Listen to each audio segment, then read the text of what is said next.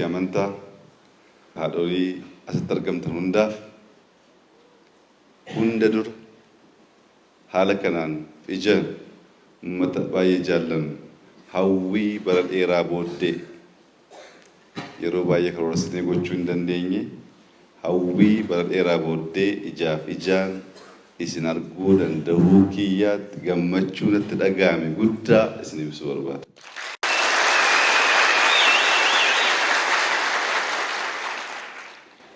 Ummata kamisee ijaan dhufee ilaaluuf barbaay'ee gaafachaa ture, karoorsaa ture, hawwiin onnee irraa maddu isin arguudhaaf qabu har'a milkaa'uu danda'uusaaf Rabbiin galata galchuu barbaada.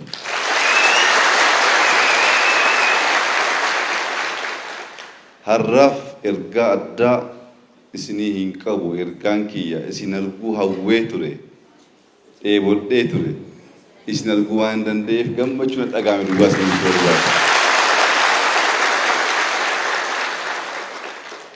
Uummanni kun uummata seenaa guddaa qabudha.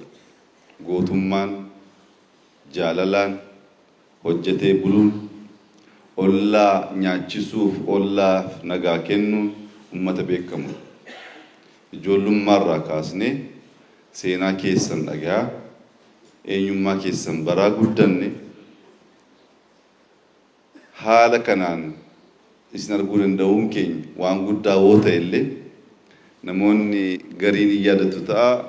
Raamadaana 2-3 dhaamsa isin ergeen ture, lapheen koo isin wajjin jiraachuusaa isinuu beektu jechuudha.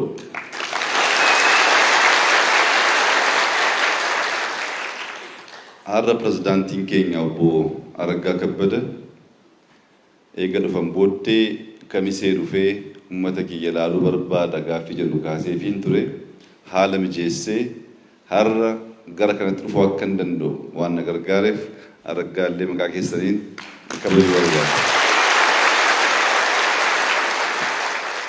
Wanti guddaa wal iyyaafachuudha. Wanti guddaa wal barbaaduudha.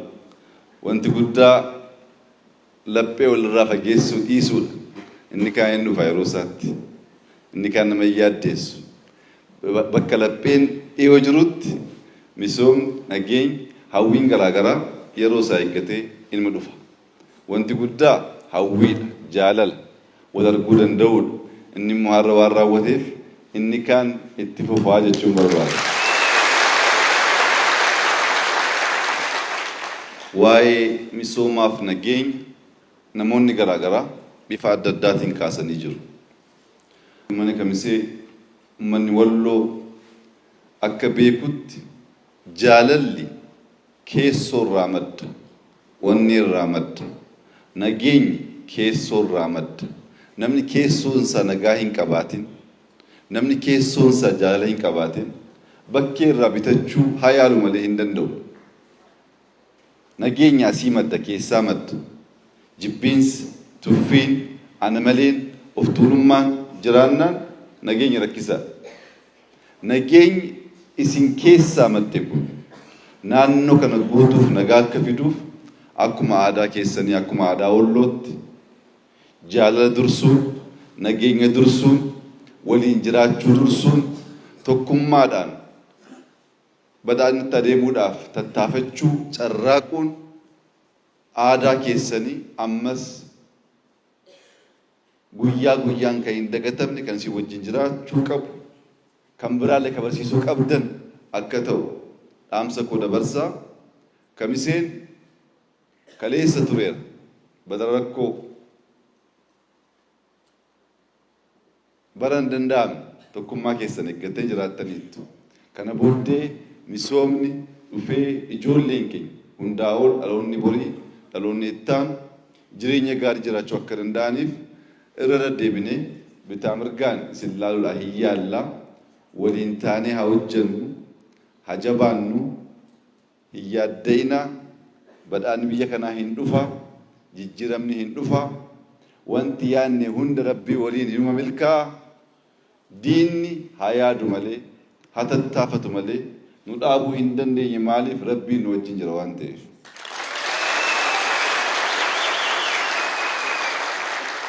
akkuma hundi keessan beektan ergaan keenya jaalala tokkummaa hojjechuu waliin jiraachuu aadaan keenyas fedhiin keenyas kaayyoon keenyas kanuma karaa nagaaf jaalalaan dhufnee namoonni jaalala hin barbaanne namoonni tokkummaa hin barbaanne ana maleedhaan of guutaman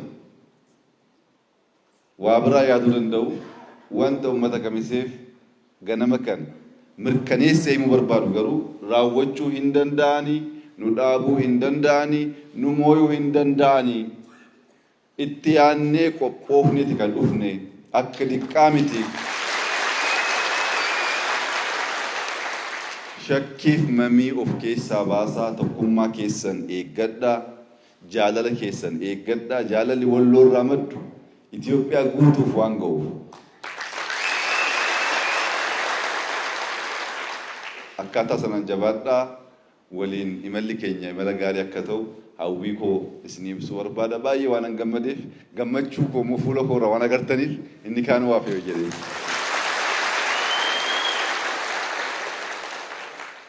ዛሬ በጣም ደስ ብሎኛል።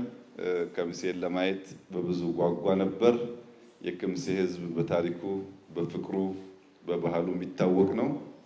ለመጀመሪያ ጊዜ በአማራ ክልል ያላየሁት ብቸኛው ዞን የከምሴ ዞን ሁሉን ዞኖች ለማየት እድል አግኝቻለሁ።